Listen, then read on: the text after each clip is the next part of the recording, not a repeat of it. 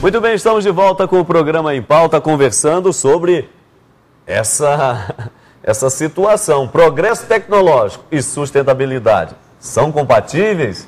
É o que estamos conversando nessa noite. E aqui o nosso querido Frei Antônio Moser e o professor Ricardo Mota Pinto, ele que é Pinto Coelho, ele que é professor na Universidade Federal aqui de Minas Gerais já há muito tempo, pelo menos aí uns 31 anos, trabalha na área de ecologia, dando ênfase aí nos recursos hídricos, não é? E aqui, como fazemos no programa Em Pauta, a gente aproveita o início do segundo bloco para dar algumas dicas, não é, de literatura. E hoje duas assim extraordinárias, hein? Você não pode deixar de adquirir esses dois livros. O primeiro aqui do José Carlos Barbieri, pela editora Voz, já está na 11ª edição, revisada e ampliada. Desenvolvimento e Meio Ambiente, as estratégias de mudanças da Agenda 21. Não é isso, Frei Moser? Isso mesmo, é um autor muito importante e foi um dos que levantaram a questão ecológica em profundidade, que é a questão do consumismo, é a questão da falta de limites, da falta de um planejamento a curto e a longo prazo. Tá certo, tá aí. Então, Desenvolvimento e Meio Ambiente, as estratégias de mudança da Agenda 21, do José Carlos Barbieri, aqui pela editora Voz.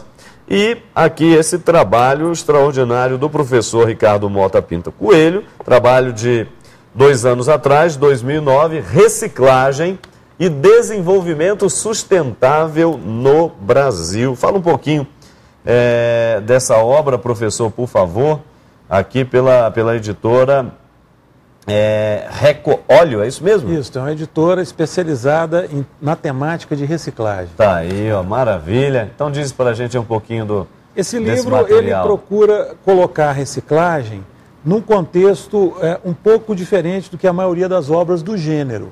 A gente trata de várias cadeias, do vidro, do papel, do alumínio, do óleo de cozinha, da água, e procura mostrar que a reciclagem é um bom negócio.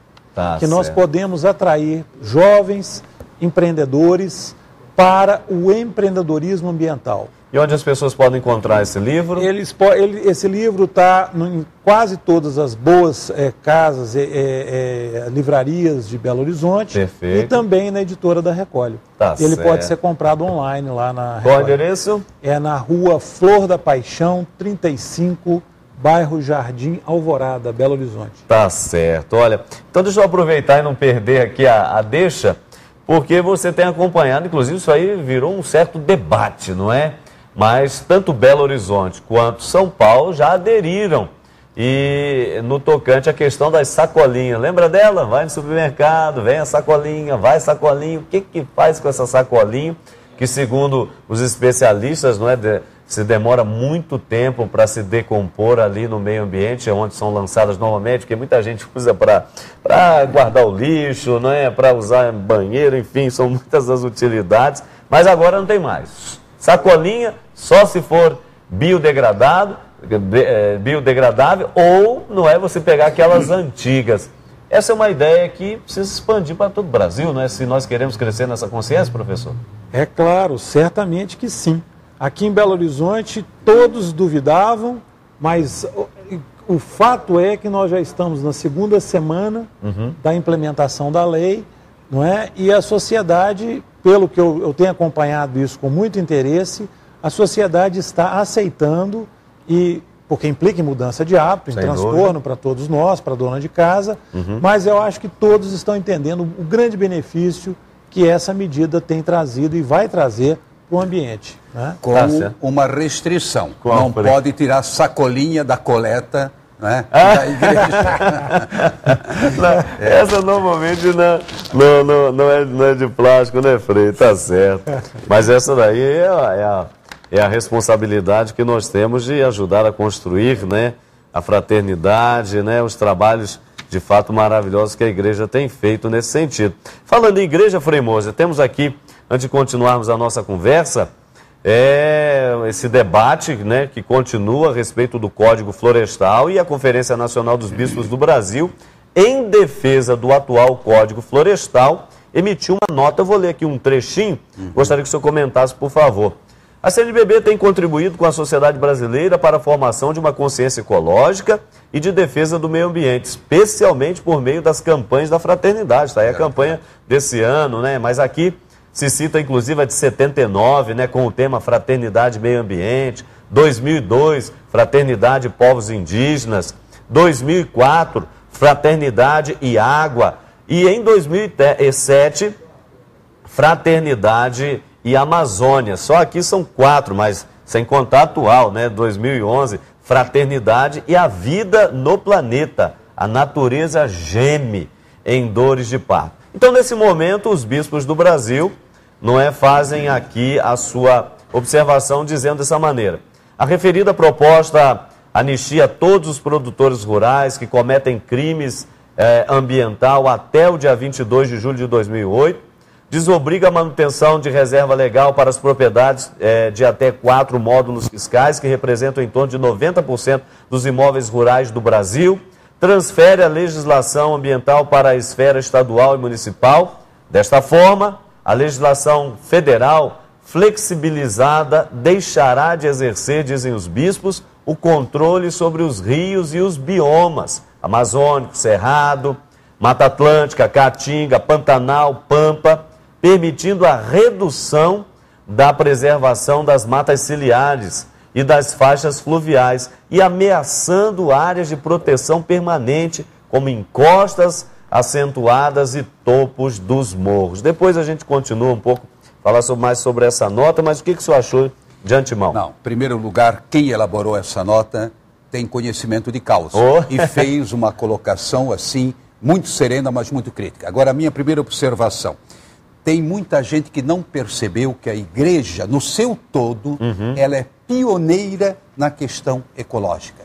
É verdade que existe uma interpretação lá do Gênesis, não é? Dominar a criação, e que ninguém mais fale hoje em dominar, mas em administrar, devemos administrar e não dominar. Agora, você vê o número de referências no âmbito da Igreja Universal. Inclusive o Bento XVI, em 2 das suas encíclicas, volta à questão ecológica, e numa delas dá até um espaço bastante grande. No tocante à CNBB, realmente são 5 campanhas, não é, muito bem desenvolvidas. Em outras palavras, a Igreja diz presente, nós estamos atentos.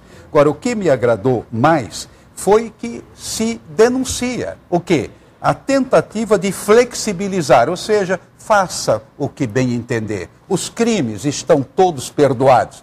No juízo final certamente serão perdoados, né? Agora, crimes ecológicos não podem ser perdoados. Traduzido, tem que refazer, tem que recompor. Isso que é conversão. E se não houver essa recomposição, a degradação já é tamanha que nós só iremos sentir cada vez mais as consequências negativas do drama. É drama ecológico que nós estamos vivendo. Agora, então, aí é que está, professor. Se o atual código, ele contempla, por que essas... O que está por trás dessas reivindicações, dessa briga toda? Bom, em primeiro lugar, eu quero expressar aqui claramente o meu inconteste apoio a essa carta da CNBB. Eu acho que nós estamos vivendo um momento muito grave no Brasil e é necessária uma defesa intransigente do nosso Código Florestal. Então, o embate que está aí é entre o setor ambiental e o agronegócio. Nós perdemos o ano passado, no passado recente, uma grande oportunidade de colocar um pouco de freio, por exemplo, na construção de grandes projetos de hidroeletricidade. Eu, por exemplo, me manifesto de modo contrário às grandes hidroelétricas que estão sendo feitas no Rio Madeira. Aliás, a própria OEA fez uma moção contra essa construção de grandes projetos hidrelétricos na Amazônia. Nós precisamos de repensar o desenvolvimento no Brasil. Não é possível continuarmos com apenas aquela ideia de que nós temos que aumentar o nosso produto interno bruto, a que custo for, através de grandes projetos hidrelétricos, através da expansão do agronegócio. A hidroeletricidade no Brasil é importantíssima. O Brasil é uma potência agrícola. Exatamente por isto, por nós sermos uma grande potência na hidroeletricidade, por nós sermos um grande produtor de alimentos, nós não podemos ser irresponsáveis. Nós temos que defender o meio ambiente e, ao mesmo tempo, defender a sustentabilidade deste modelo. Agora, ao aumentar a área cultivada às expensas das nossas matas ciliares, dos fragmentos florestais que ainda permanecem nas grandes propriedades agrícolas, me soa um pouco inteligente. Eu acho que isso aí tem uma certa ganância. E nós temos que frear esse processo. Não conseguimos frear as grandes hidrelétricas na Amazônia. Será que vamos conseguir frear isso? Eu acho que deveríamos conseguir.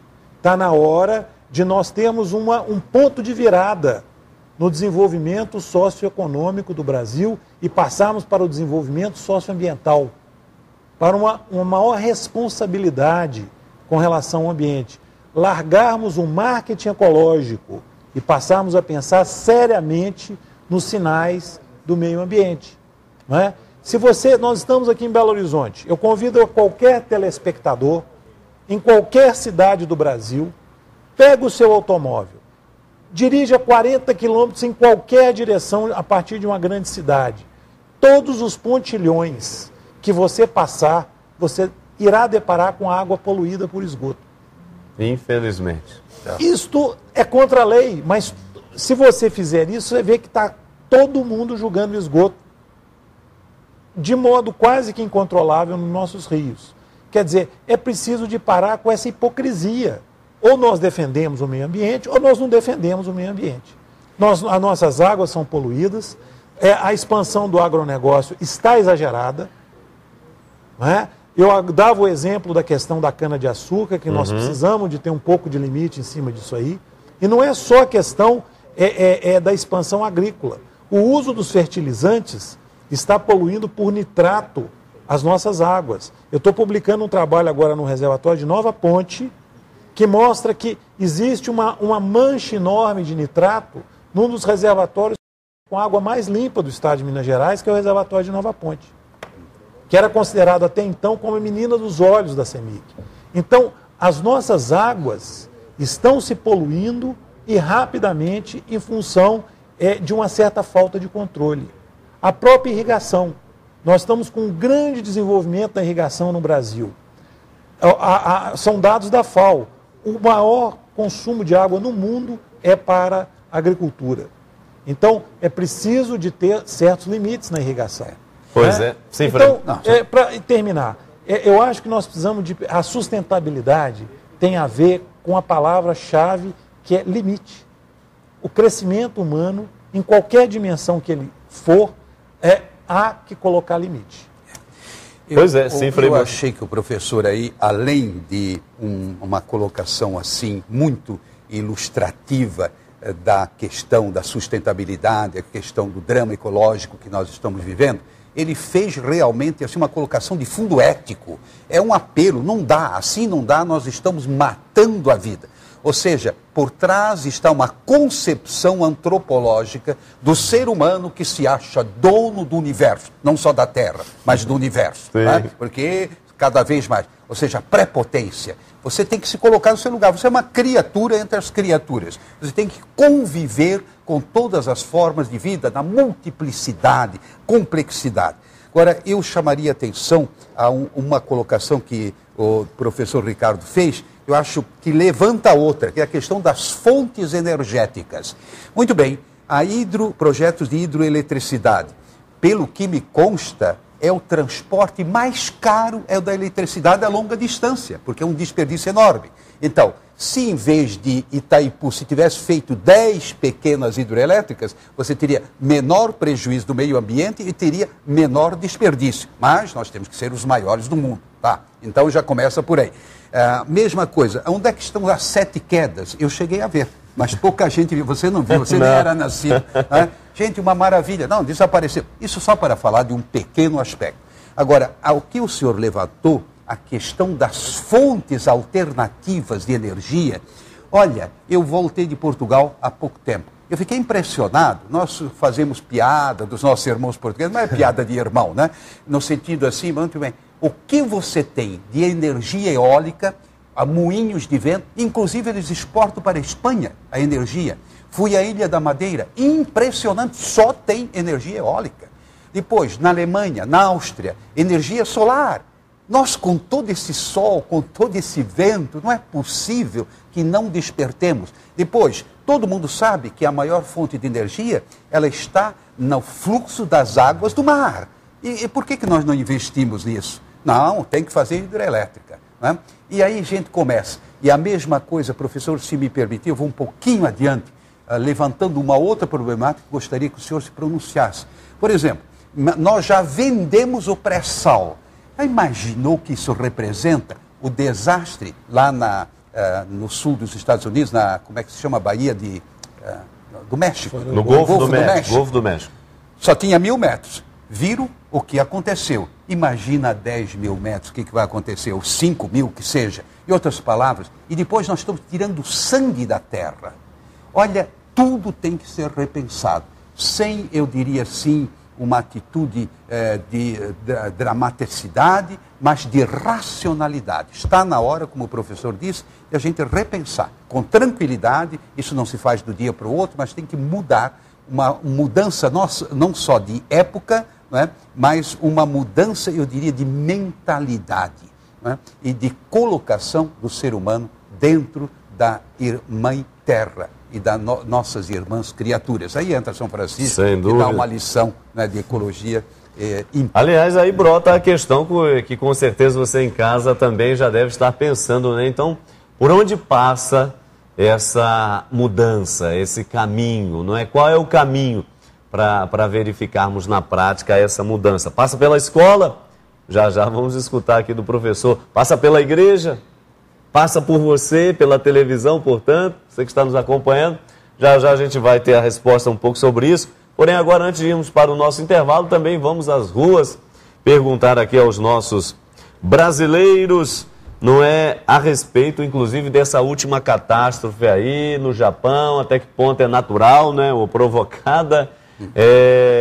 Após os acidentes com as usinas nucleares no Japão, você tem medo, né? Perguntamos assim um pouco só para instigar as respostas, né? Você tem medo que isso aconteça também aqui nas nossas usinas brasileiras? Vamos ver o que os nossos brasileiros responderam. Tenho. Por causa mesmo da poluição, como é que te fala? Pela falta de consciência que a gente tem, né? Então, tenho muito medo, sim. Todo lugar tem que ter esse medo, né? A energia nuclear é válida, porém ela tem os percalços e é isso que tem de ser visto. Primeiro, as usinas devem ficar longe dos aglomerados humanos, primeira coisa, para não dar o que deu no Japão. E como já na Rússia também, lá na Ucrânia, isso aí é um fato a considerar. É uma coisa que é técnico, é avanço, mas tem o lado negativo também. Eu não acredito que possa acontecer no Brasil. Acredito que não. O Brasil não tem nada a ver com esses abalos sísmicos. A estrutura geológica é outra, né? Eu acho meio improvável que isso tenha acontecido no Brasil, né? Bem improvável, por causa que nós estamos numa zona, uma área totalmente estável, não tem nada de terremotos, nada.